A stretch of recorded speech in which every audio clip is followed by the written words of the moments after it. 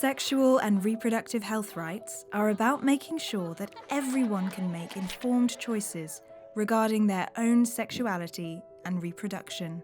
This encompasses efforts to ensure access to contraception, efforts to teach comprehensive sexuality education, to reduce maternal mortality, and to end violence against women. In the basics of sexual reproductive health and rights lies the fundamentals, our human rights, the right to education, the right to health, the right to life, information, and all of that. Around the world, there's a growing movement towards using human rights law and human rights language to realize sexual and reproductive health rights. That shift has been very important in Mexico, and it has translated into domestic law, which now does link specifically contraception to right to information, right to health, right to education, and maternal mortality to right to life. Having the Bill of Rights kind of gives us the basic framework for saying this is how we're going to engage in our discourse. These are the rights that we have. This is your obligation. Now, what are you doing towards what you're supposed to be doing? By using human rights, new strategies are pioneered and old strategies are strengthened. This episode will look closely at these strategies and explore how they're being used around the world in the fight for sexual and reproductive health rights. All human beings are born free and equal in dignity and rights. Dapat kung ano magiging desisyon. And defense of our child.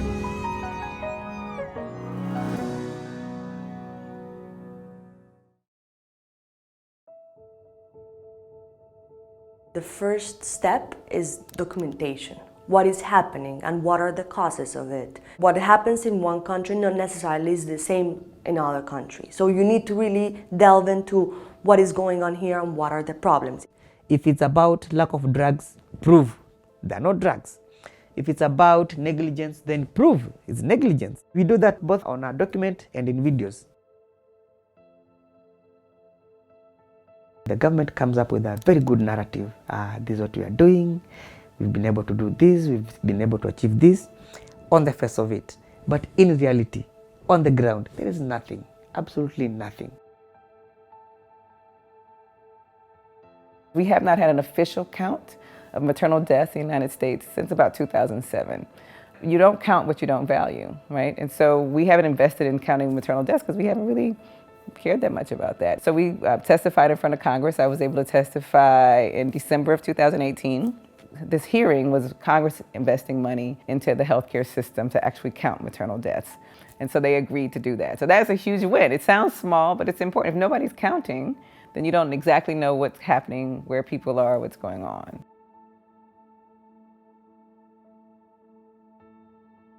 We used the human rights mechanism to do the analysis and found areas where there were violations. We packaged the violations by way of recommendations and put the recommendation to the government, but specific to specific government bodies. So Ministry of Health had an aspect, the Ministry responsible for gender had an aspect, the county level, the devolved function in Kenya also had a role to play. And so it's very easy for you now to take the report and you just tick a box to see whether the recommendations have been implemented or not. We can't do it alone. We have to work with the women of the community, the men of the community. It can't be just academics, lawyers and doctors, because if the community don't see how it's going to affect them, then it's not going to work either. So part of our work is culture shift and narrative shift. So I do a lot of interviews, I do a lot of talking, a lot of writing, because changing how we talk about this work is just so important. So you can write a very damning article in the newspaper or go to the television, wherever. Just make sure you have the evidence. There's not always quick response, and it's very incremental campaigning sometimes that leads to a solid discussion that could end up in raising a topic on an agenda. In the passage of the law, when it was being discussed in the houses of Congress, the women were there, fill up the gallery. When it was in the Supreme Court, they couldn't enter, not all of them, but they would rally right outside the court with their placards, with their banners, and with their purple t-shirts. And when we won, they were happy because they knew that they committed to it.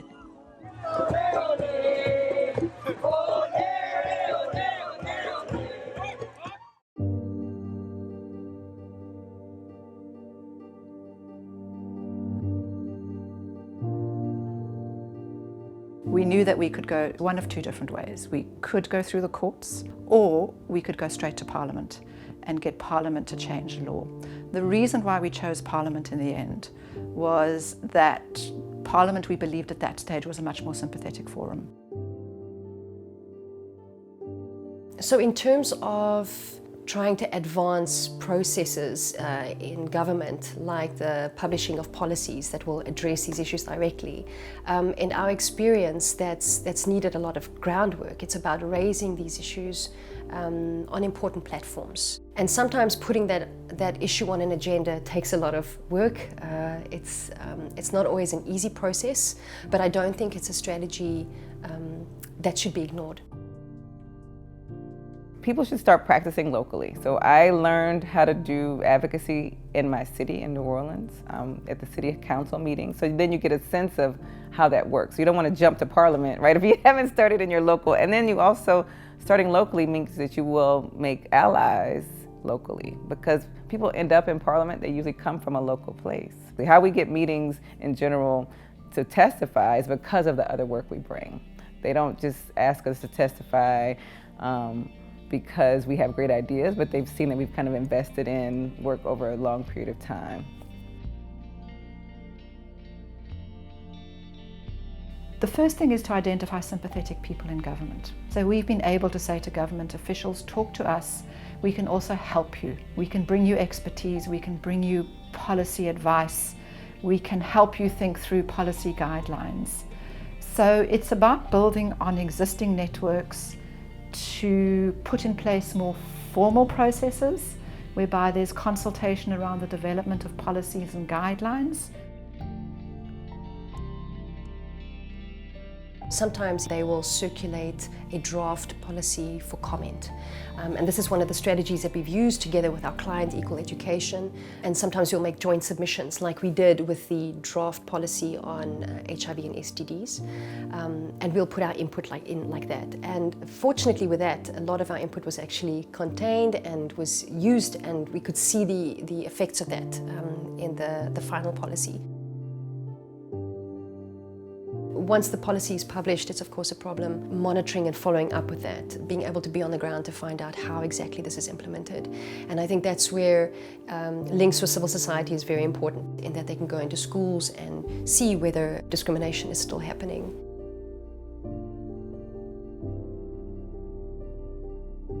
Just continuously raising this issue and continuously interrogating the way budgets are allocated and the narrative around this, the narrative that the state is giving, looking at strategic documents and to not be afraid to work in that realm as well with the state. Yeah.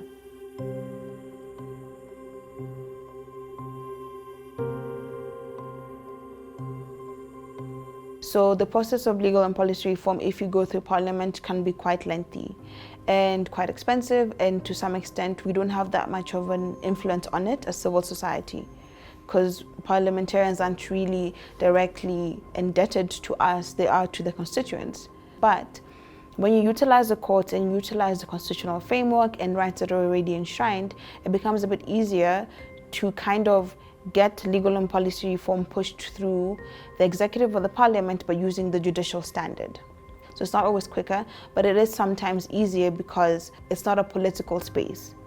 So the depoliticization of the space makes it slightly easier to manage and to really focus on the legal arguments and the fundamental rights.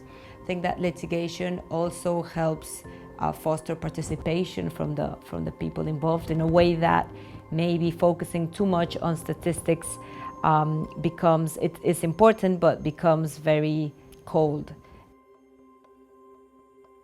We still have a lot of individual cases related to maternal mortality that we file in human rights commissions or in courts, but we're starting to have some collective cases which deal with a specific community. Collective cases help us visualize the structural nature of the issue. In this litigation, our intervention was on the issues faced by young girls due to child marriage. We relied, of course, very strongly on CEDAW and on the ICCPR and ICESCR.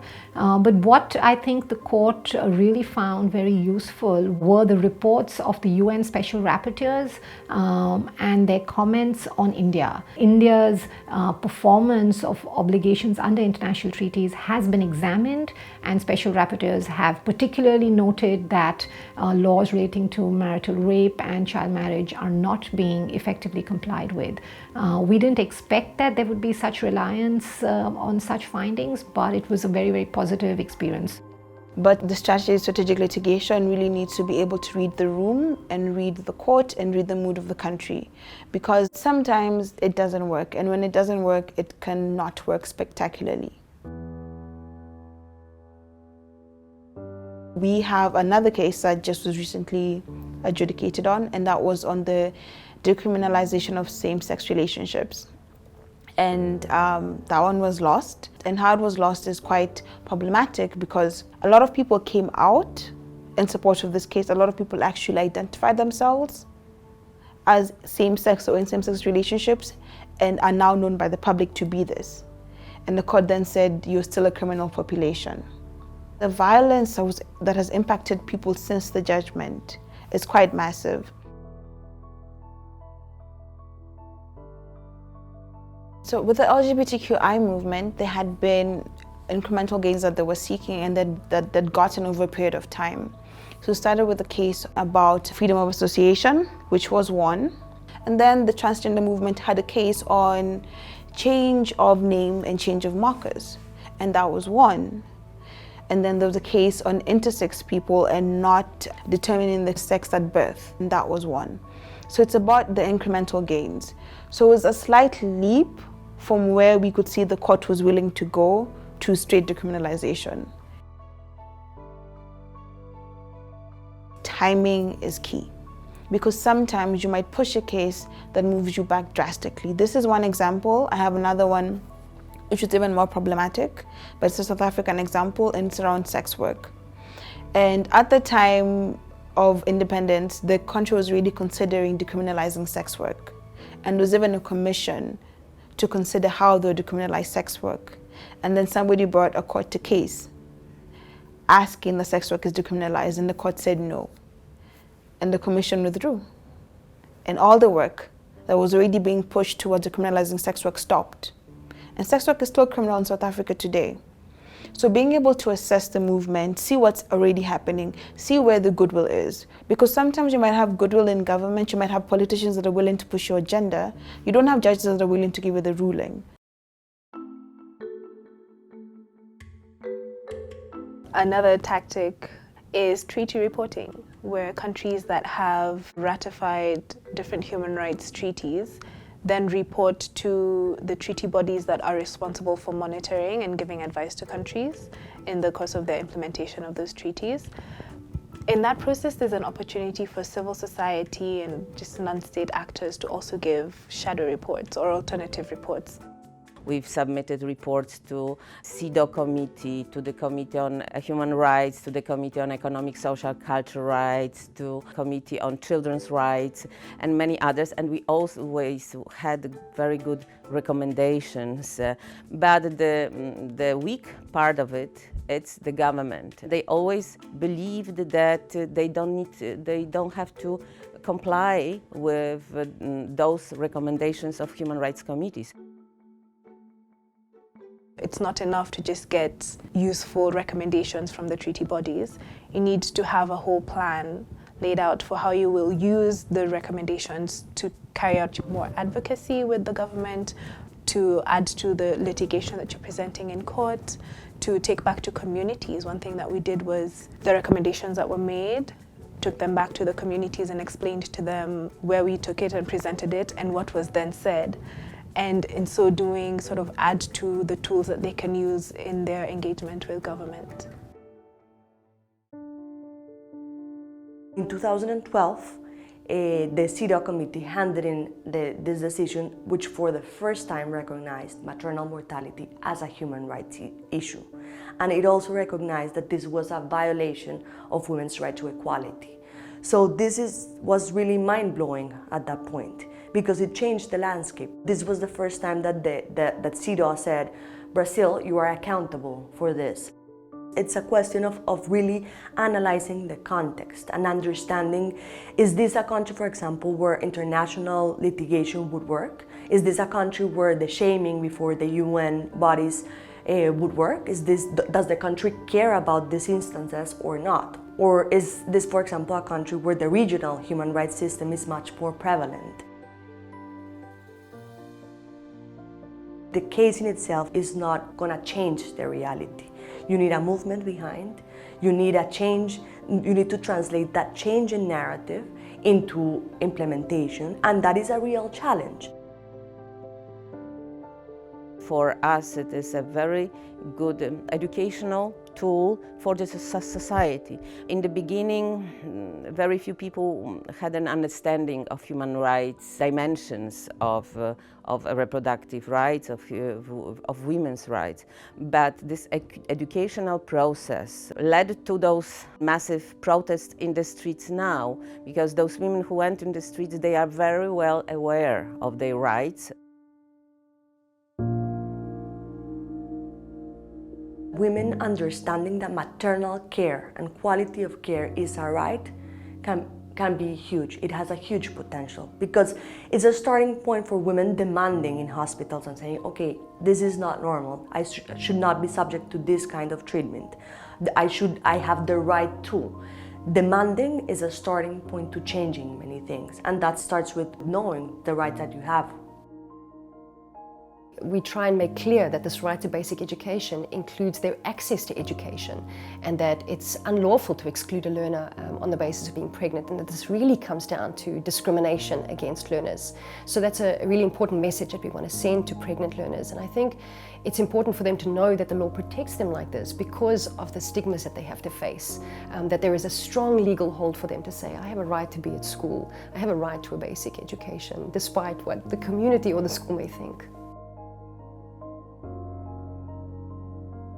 And now communities are very empowered. They know health is a right?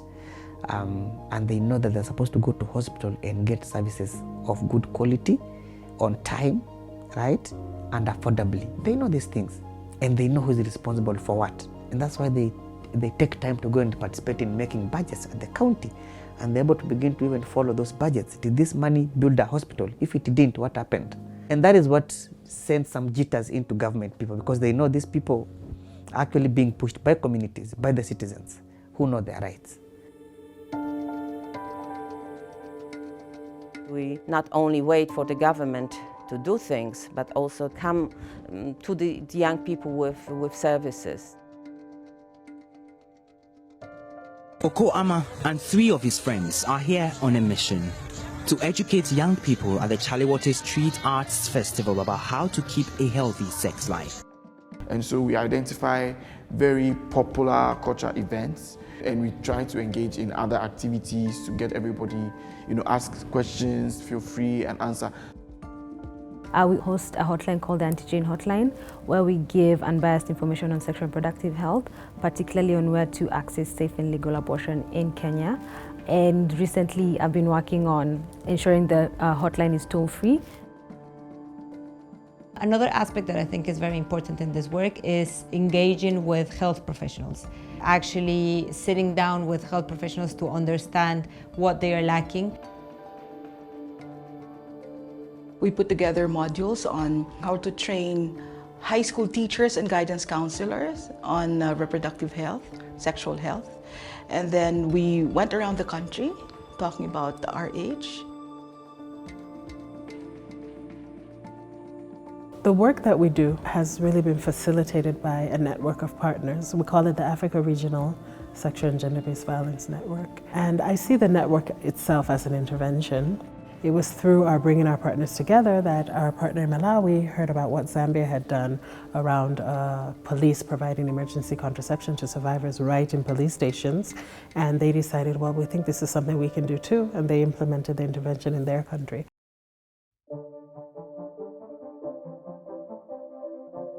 So working with communities of women really does inspire me because I see how well organized and structured women are. And when you work with them, you start to see, one, that the work that you're doing is worthwhile because it's changing somebody else's life, but also you get to understand why it's necessary. There's nothing as fulfilling as hearing from people who have benefited from your interventions, from ideas that were just really on paper and that you thought this might work, this might be a good idea. And to see at the end that, you know, it ends up impacting people, that's part of what makes this work fulfilling, as difficult as it can be, as challenging as it can be. You know, what keeps me hopeful is the young folks that I get to work with. I mean, it's so amazing, they're so excited. So I feel like my job is just like make room for the young folks and I go, okay, go.